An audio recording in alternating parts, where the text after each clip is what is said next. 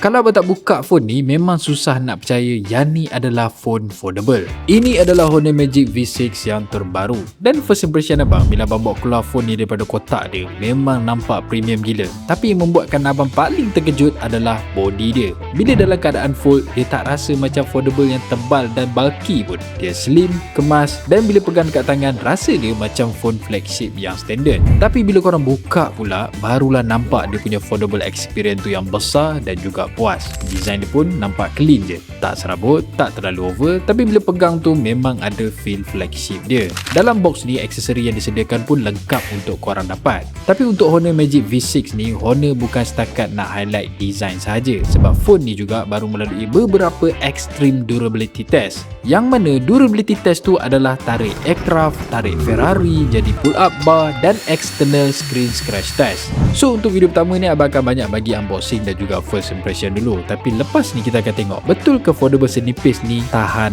lasak macam yang dia cakap.